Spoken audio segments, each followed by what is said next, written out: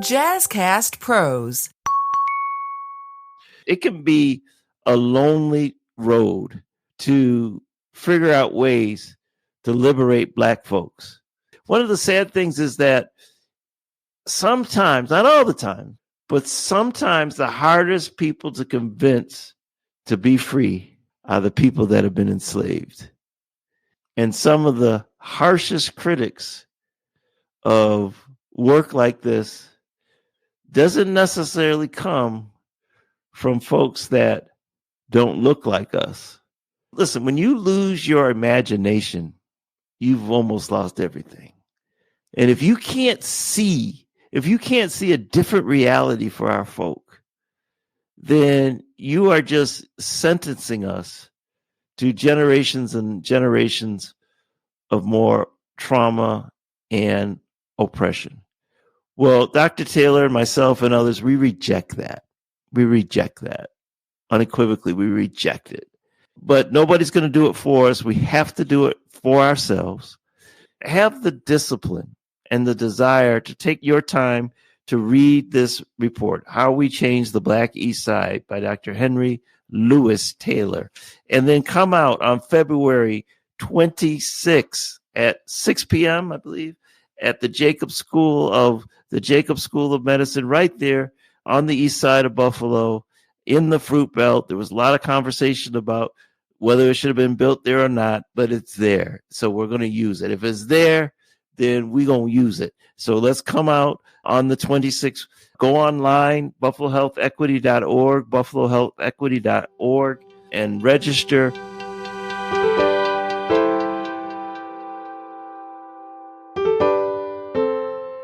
So good afternoon or good evening or good morning. This is Pastor George Nicholas from the Buffalo Center for Health Equity, and we're coming to you with our Igniting Hope podcast. Today's guest is a great friend of this community, Dr. Henry Louis Taylor from the University of Buffalo, Department of Urban Studies. But his work has been so dynamic in terms of asking some of the hard questions of how we as people of African descent, how we ended up in such a deplorable conditions within our own communities, and then what are the paths forward to living the kind of life that I know all of us want to enjoy. I don't know anybody that's happy to live in a situation where their housing is jacked up and they struggle to pay their bills. They're sending their children to schools that are not schools of excellence. They're eating food that they don't want to eat, but it's the only food they can afford. And this is too often the life experience for Black people living in the city of Buffalo. So Dr. Taylor has been documenting the condition of our people and has come up with several powerful books which looked at how do we change the Black East Side. And so let me just bring Dr. Taylor into the space. How are you doing, my friend? Doing great, man. And it's a pleasure for me to be here with you this afternoon, Pastor George. So let's get right into it. How do we change the Black East Side? We took a look at Black Buffalo and Black America over an extended period of time. And the scholar, historian Gilbert Olszewski said in a book written way back in 1968 that there was a tragic sameness of Black life in urban America. And he said that from the earliest time that Black people lived in urban centers, the places that they resided in all resembled each other. Now, obviously, over periods of time, the actual physical look and appearance of these neighborhoods and communities changed. But it was always African Americans living on the most undesirable residential land, always living in the worst housing, always having to pay a significant amount of their income on housing. And so we developed policies that did not seek to address those issues, but we proceeded to acquire what I like to call the get out strategy. So it was all about how can we get you out? You got to get out and then you got to go get somebody else. And then we looked at the fact that 400 years later, nobody was really getting out of these neighborhoods. Obviously, a handful of people will do good and move to wherever they want to go, but the vast majority of our people were always in the same place. And people normalized those conditions. And whenever people came to fix up neighborhoods, we got moved out. And people told us a big story. One could call it the big lie, that our conditions existed that way because white people didn't want to live next to us, and that's all there was to it. So whenever we would move to where white people were, they would run away. That's what they told us. But there was something wrong with that story. How do you explain gentrification? Right. Because white people are running to us. Yeah. And the next thing you know, they're gone. So we decided, and our research showed that all of that is connected with the way we build cities and the way we build neighborhoods. That in order to create wealthy neighborhoods in places like Clarence, you have to have dilapidated and rundown places like Buffalo's East Side. That the strategy based on the utilization of the owner-occupied house as a wealth-producing tool is a racist strategy and a strategy that is based on exclusion. Because the only way you can create wealth is by raising the value and the prices of houses. And the only way you do that with the American model is by excluding people. And we do that because we attach value not on the individual house itself, but value on the neighborhood surrounding the house. And that's where it has occurred. So we concluded, Pastor George, that if we want to transform the East Side, we had to move away from a racist city building strategy. We had to play a different game. We had to develop a new model for how neighborhoods are created and developed. And when we looked at the way the community actually was, we saw that model. We saw in neighborhood after neighborhood on Buffalo's East Side, high income and low income residents living together. We saw multiple groups in that places. We saw that in our actual lived existence, we were building communities that were inclusive and as best we possibly could, built on a sense of belonging, with everybody working together to try to make that neighborhood and that community better. And so we posed the question. We said, what if in terms of trying to close the wealth gap, we attempted to close the quality of life gap? What if we tried to close the death gap? What if we tried to create community wealth as opposed to individual wealth? And what if we tried to build a neighborhood and a community based on cooperation and collaboration and co-production rather than individualism and selfishness? And then we put all of that into a framework where we think we can build and grow a prosperous neighborhood and community and show that there's more than one way to create neighborhoods that are prosperous, where there are jobs and opportunities that are available to people. But to do that, we're absolutely convinced you have to build an alternative model of neighborhood development.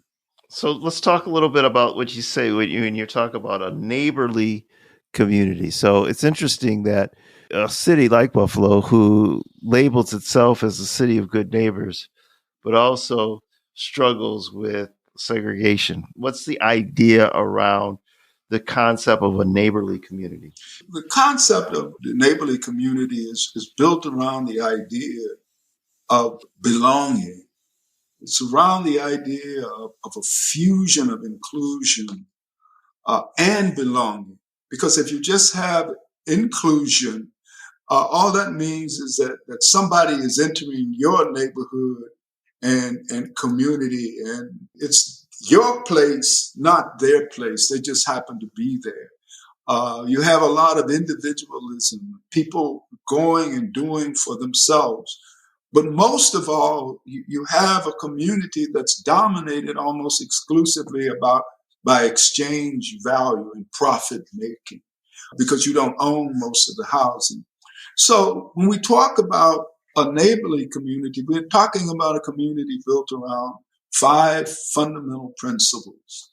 The first is solidarity.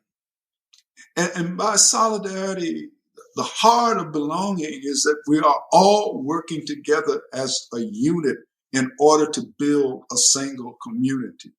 We're not 5 fingers, but we're one solid fist. And we're prepared to find common ground, prepared to overcome our differences in order to pursue a common goal.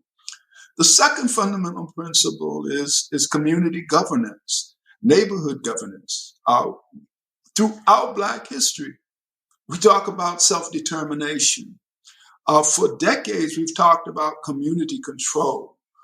So when we talk about neighborhood governance, we're talking about the people who live in a community, electing a body of folks that will represent them and their interests. Now, we know that this is not a government and won't be recognized as a government by government.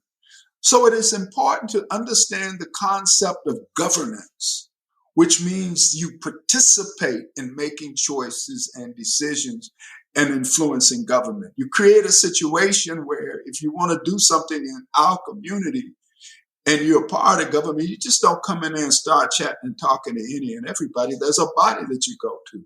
If you want to develop something in the community, there's a place that you go to get permissions in order to do that.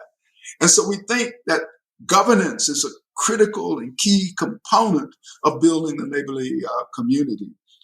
The third principle is shared ownership. Shared ownership. And by that we mean to say individual ownership is fine. But what happens when you begin to pool your money and your resources? And that becomes extremely important for people that don't have a lot of money and resources.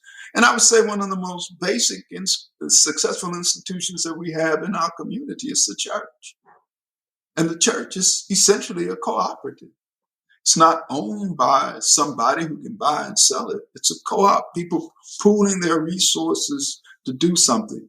And so we're talking about, let's upscale that model. So if we pursue a community land trust, we've created a vehicle where the members of that neighborhood can gain control over the properties on which their community is built. If people pool their resources, they can buy a building and convert it into condominiums.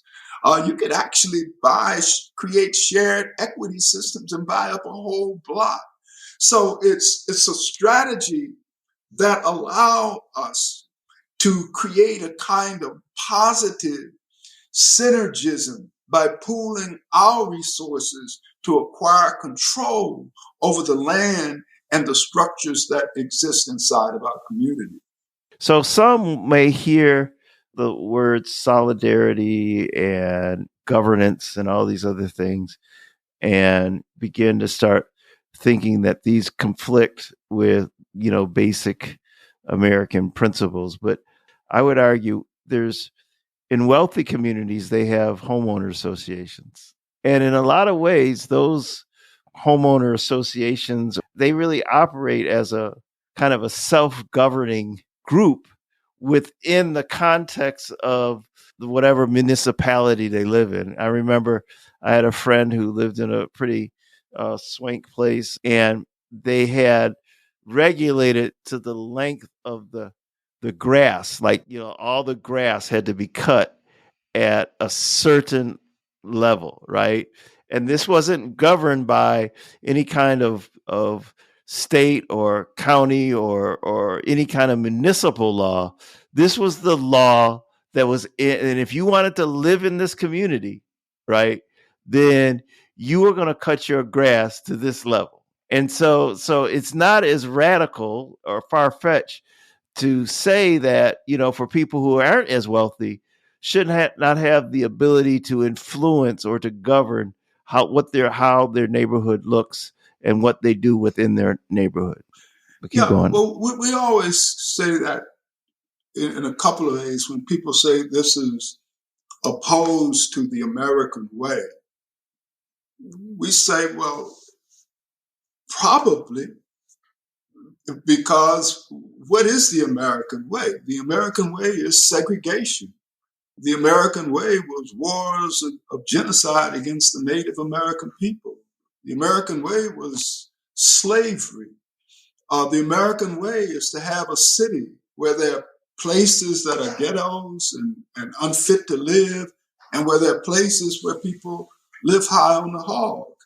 And the American way is that it's okay that thousands of Black people die much younger than white folks, that million more Black people are sent into prison through a system of mass education. That's the American way. Mm-hmm.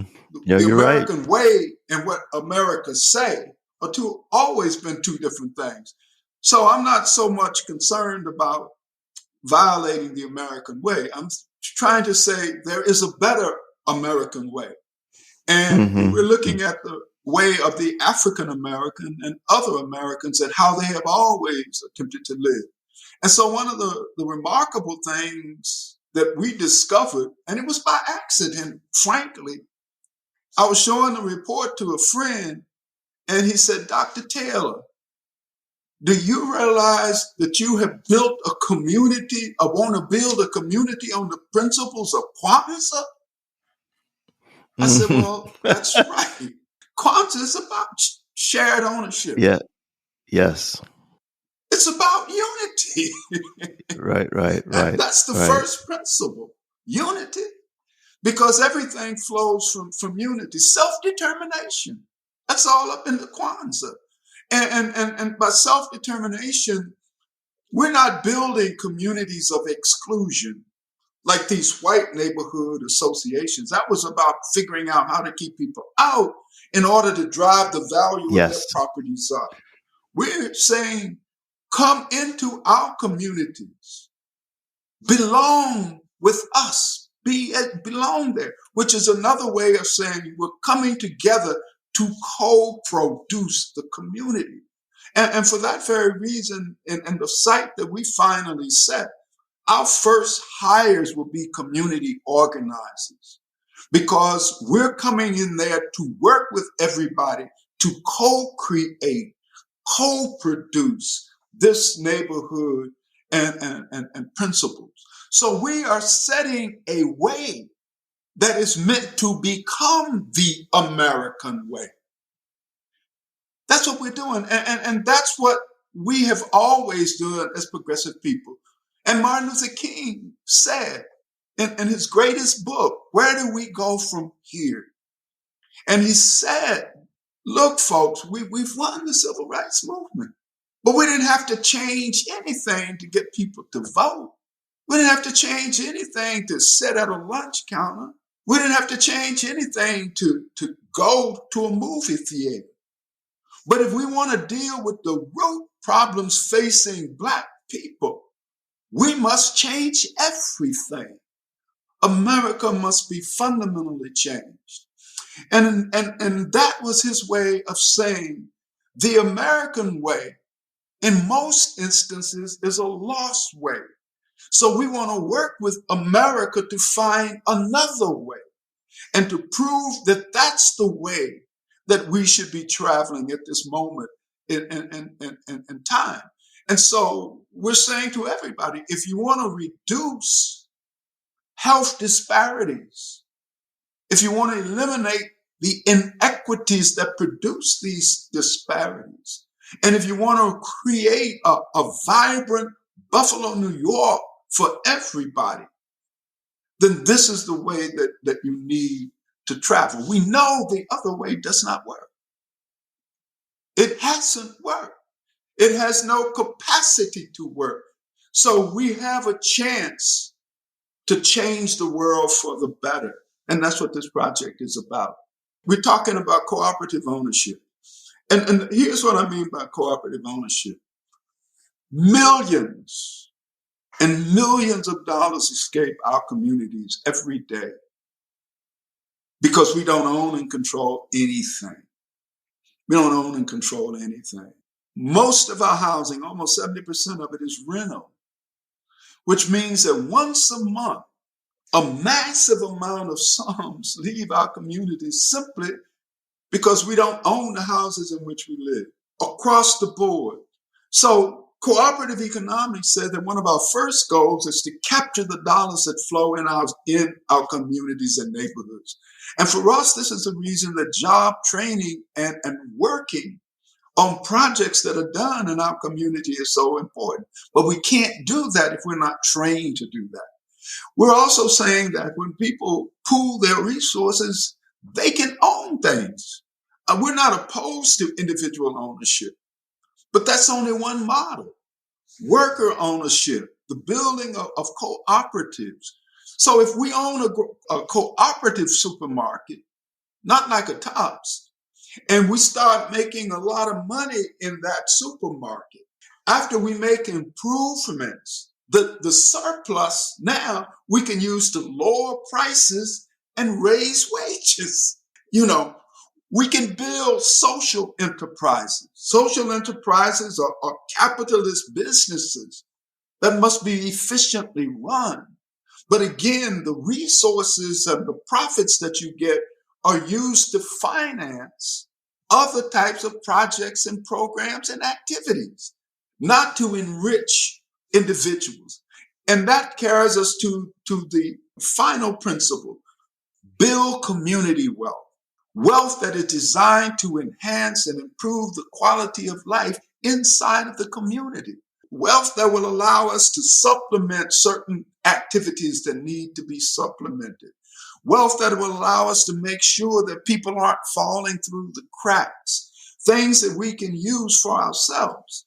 To me, those are the critical and key elements. And armed that way, we go after our major problems that are facing us, starting with fix the actual existing houses in which people are living. And we move on from there. So I'm looking at 7 target neighborhood focus areas, right? Yep. And so we talk about community control of the neighborhood. I think we got that. We understand that. Now moving into this, talking about fixing the actual existing rental housing. Let's talk a little bit about that. Right now, about 70% of our people, depending on how you count and what the fluctuations in the census data, are renters. And I want to say this, that we have to understand housing. Housing is what we call a durable product. And as a durable product, it has a very long lifespan. In Buffalo, many of the houses are over 80, 90, or 100 years.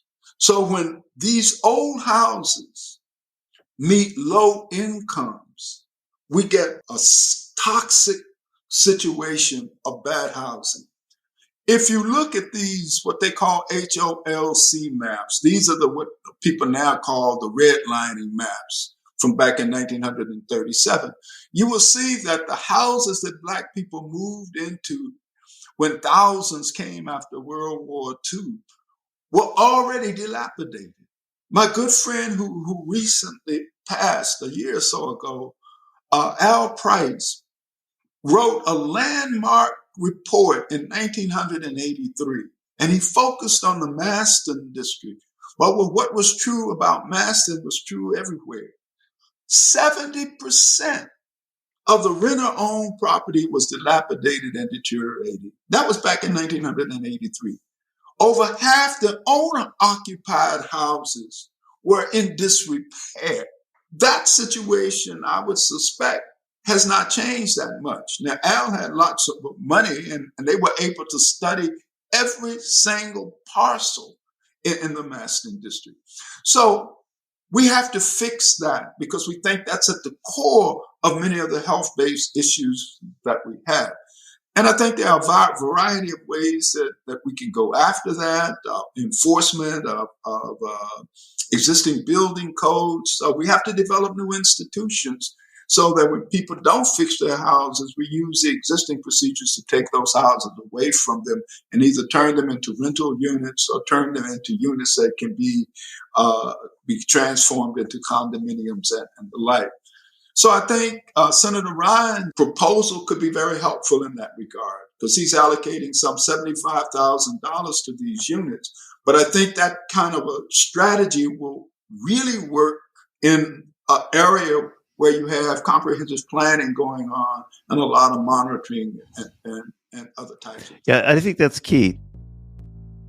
You made a great point about comprehensive planning. I think one of the shortcomings of initiatives that come out of government is they kind of operate in isolation, right? There'll be like little targeted things or what have you that aren't always connected to other things, right? And so I think we have an opportunity, and I think this How to Fix the East Side can create an opportunity for us to do some real deep dive, comprehensive planning that will guide government on how to make the proper investments and how to make their investments really have an impact. So we're grateful that Senator Ryan is coming to the table. There are others that are going to be coming to the table, as opposed to, just throwing money around and just to fix something up to make it appear like there's progress. But, again, sometimes it can be a lot of motion with no movement. So this is important that we do the hard work of planning, organizing. I love the idea of hiring community organizers, understanding what's really need to be done. So then when we do spend the money, we'll be able to spend it with precision and something that will have an impact. You got to do two things to transform the East Side. One is that you have to identify problems. The second is that you have to attack them through a comprehensive program where you're attacking all of these problems simultaneously. Everything is interlocked and interconnected. And so you've got to fix everything, and you move that through a series of things, different sectors, but operating within the context of a singular plan, which allows you to do the kind of coordinating that is a necessary part of that. The other part that is often lost sight of, Pastor George, is a part of organizing and working with the neighborhood and the community is that they have to be a partner in this process, because you want to change the people as they change their communities. And the only way to change the people is to deeply involve and connect them in the transformation process that is going on, as opposed to setting them over as passive folks and then you do something for them. And so that's at the core of it. The housing and property ownership piece is very, very important. And I want to stress, because when we say we are opposed to individual ownership of homes as a wealth producing tool, we're just talking about the fact that the moment you go down that road, you're into exclusion, and exclusion. So at the same time, we support ownership of homes and ownership of property. And the reason for that, Black people do not own the land on which they are building their communities. I want to repeat that.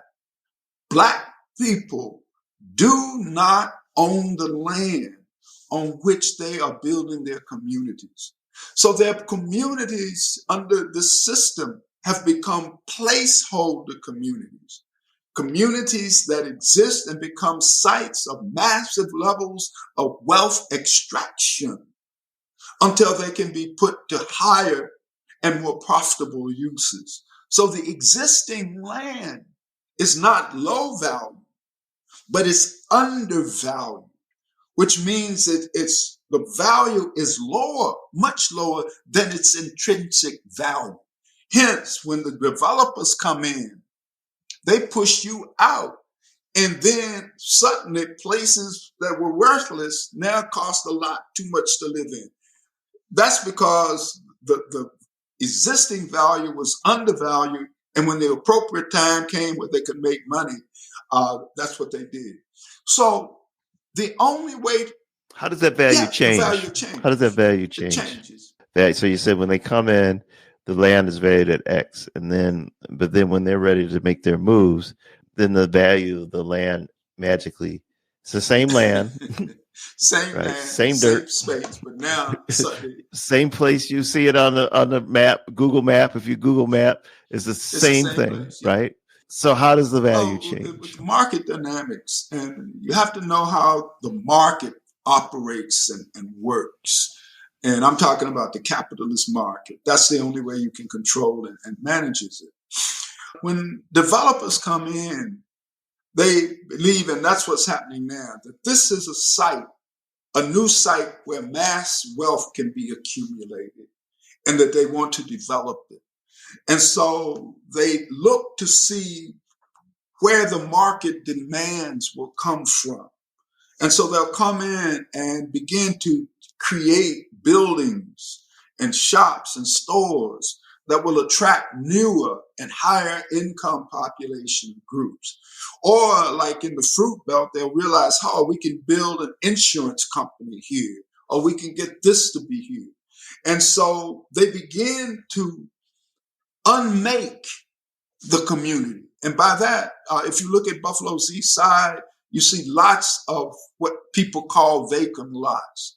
As an urban planner, we call them unbuilt lots because houses and grocery stores and businesses used to be there. And when people begin to unmake a community, they tear stuff down, but they don't replace it. They're waiting until another time comes. Then as they start to make the improvements, the value begins to rise. And as the value rises, they make more improvements and the value continues to rise. And as it goes up, many people who used to afford to live there, they can't. So they have to move. And for the people who remain, they become strangers in their own communities because the culture of the place has changed. And all of that has changed because their old neighborhood has been replaced with a new neighborhood of people who do not look like them and do not appreciate their culture. One of the most famous stories about this was when Spike Lee's father the police were called on him for playing his trumpet in a house he'd been in there for 20 years. But with the new neighbors and the new values, trumpet playing was now no longer acceptable. And he was violating a law that he had never had an issue with for decades. So we have to be able to control that process. And for people who say there can be development without displacement, that's not true. You cannot have market-based development without displacement. They come hand in hand. They are two sides of the same coin because they're connected with profit-making and exchange value. So what we're talking about is not profit-making and exchange value as much as community value and creating a community of high quality, attempting to control market dynamics within the framework of various strategies that we can employ, while at the same time significantly improving, the quality of life. And so you tie things together, Pastor George. So we're talking about, say, like fixing the property, etc. You got to train workers who live in the neighborhood and community to be able to do that type of work. That way, these jobs are not going to outsiders. And so we have people in the community who can do that. Guys like Michael Gaynor from Buffalo Reuse. He knows how to do that type of job training, and other people. And some places like Northland could be retooled in certain ways where they would do that. I'll be meeting with the people over there probably in another 2 to 3 weeks, and I'm going to talk about ways they can modify their model so that it will work on behalf of people who live in those neighborhoods. But we want to own as much of the East Side as we can get our fingers on. And also, we want to begin to understand the power of the common. And that is a concept. And by the commons, I mean public goods that are designed for the people's goods. They represent commons that should belong to everybody, not single individuals. So, for example, I would argue that all of the vacant land on Buffalo's east side belong to Black people. It's a common good. And that the city government has no right to sell it to some developer to do as they please. So when we designate a neighborhood, we will begin to fight for all of the vacant lands to be turned over to us within the context of a community land trust, so it can be developed for the people who live in the neighborhoods and communities, because that's part of how we will be able to lower costs. Because if the minute we can eliminate that, if we've got that, we can begin to say that in this neighborhood, Mr. Mayor, whoever that might be at that time, we would make payments in lieu of taxes. We want to be just like the medical campus. Instead of paying property taxes, we're going to pay a different type of fee as a way to generate resources and the like. So there are lots of creative tools that already exist that we can function. They're doing these in other cities, sure. And like that it's important to understand that, because you've been over to the medical complex, Pastor George. You know the massive levels of investments that are over there. And if I'm not incorrect, they don't pay property tax. They have what they call pilots, payments in lieu of taxes. So we can utilize. They can come up with some good names for some stuff. We can utilize all these different types of tools in order to do that. So, and I really want to make that point. We are not talking about Black people not owning property and controlling property. We're talking about us as a people and a community owning and controlling, not individuals. We're not talking about building millionaires and trillionaires. And I'm okay when a brother get to be a millionaire, trillionaire. But look at all these rich Black people we got in Buffalo, Pastor. Bunch of them on the Buffalo Bills. What has that meant to Black Buffalo? Nothing materially. With all of the millionaires that we got in the United States, the Oprahs, the Tiger Woods, with all of these places, when I run the numbers, the median household income of Blacks, as we're on this podcast, is lower than all of the other racialized groups in America. We are even below the Native Americans, and they got no Michael Jordan. Yeah, so that's what we're talking about in terms of going forward. We must own and control the land on which we're building our community. Let's shift just for a minute. Tell us what's going to happen at our community conversation. I mean, because this report is dynamic. We'll post it up on our website, buffalohealthequity.org, buffalohealthequity.org, and just take some time to read it so you'll get a full understanding of what we're trying to put out here. You know, the people always say, well, what's your plan? Well, okay, we have a plan. Now, it might not be a plan that you were expecting, but we have a plan. So now let's hold people accountable who said, hey, we would support, we want to help transform the East Side. All we need is a plan. Okay, we got a plan. And so it's a plan. One thing about this plan, it's still in formation, right? It's fluid. But it's got some real good basic principles, basic ideals, basic direction that we can build on this thing and get this thing done. So let's talk about what's going to happen. I think it's February 26th, right? From 6 to 8. This is the framework for the development of a comprehensive plan. It's the principles on which we will develop such a plan. We want folks to realize that we, number one, we're clear and understand and know how to do what it is that we're planning to do. And that the strategic approach that we have taken is well thought out, makes a lot of sense, and can become the scaffolding for the development of a new community in the city of Buffalo. And we're not talking about just the East Side. We're saying that we'll want to demonstrate proof of concept, indicate that we can develop and transform a neighborhood in a new and different type of way. And we want to spread that across the East Side, across the city of Buffalo, and eventually across the whole of Western New York and New York State, and perhaps eventually the United States. So we want to also show that other scholarly and practical people in the city of Buffalo have read and studied this plan and feel that it is sound.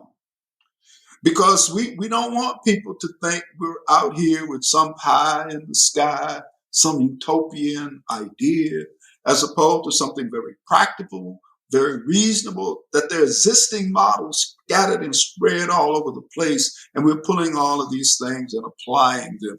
So we want to hold a conversation. We want to be able to answer the questions that people have. And we want to demonstrate that we've got a broad base of support and that we're serious and we intend to change the world.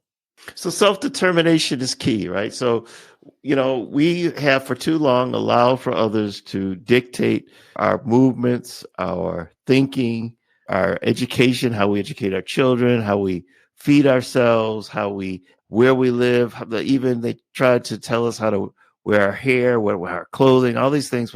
And we've been under this kind of traumatic experience for too long. And it's not sustainable, right? When we see what's happening with our young people, the mental health challenges that a lot of our younger people are expressing, this is all a byproduct of living in an environment where we have struggled to be free.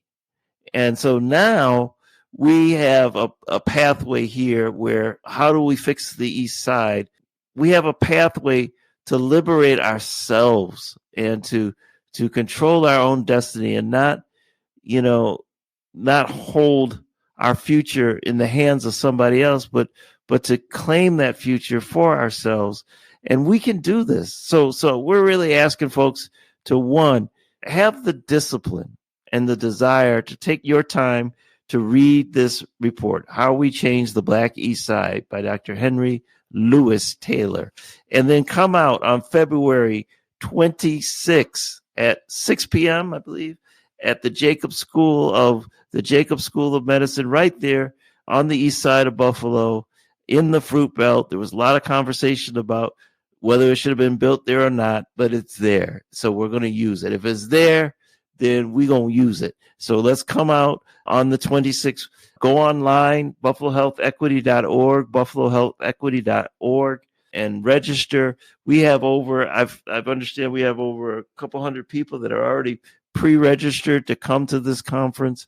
So there is energy around it. There's a lot of hope. And so let's do this. So Dr. Taylor, I thank you so much for not only taking the time to be on our Igniting Hope podcast, but I thank you for the dedication to this cause. It can be a lonely road to work in the academic world and trying to use your academic excellence and scholarly gifts to figure out ways to liberate Black folks. That's not something that universities are usually looking for. One of the sad things is that sometimes, not all the time, so I'm not making a blanket statement, but sometimes the hardest people to convince to be free or the value of being free are the people that have been enslaved. And some of the harshest critics of work like this doesn't necessarily come from folks that don't look like us, but it can come without taking the time. When you lose your imagination, man, you've almost lost everything. And if you can't see a different reality for our folk, then you are just sentencing us to generations and generations of more trauma and oppression. Well, Dr. Taylor, myself, and others, we reject that. We reject that. Unequivocally, we reject it. And we will never stop imagining and never stop thinking and never stop pushing for the type of community that all of us have the right to live in. And so, but nobody's going to do it for us. We have to do it for ourselves. So let's get to work. We got it. Unity is critical. Put that OJ song on, Unity, blast it in your ears, read the report, and just imagine what we can do when we come together. So thank you so much, Dr. Taylor. So February 26th, 6 p.m., Jacobs School of Medicine, right there, and you can't miss it, man. If you can't see that building, I don't know if I can help you with that one, but it's right there on Main Street, right there as you enter into the Fruit Belt. And so please come and join us for this conversation. Thank you again, Dr. Taylor.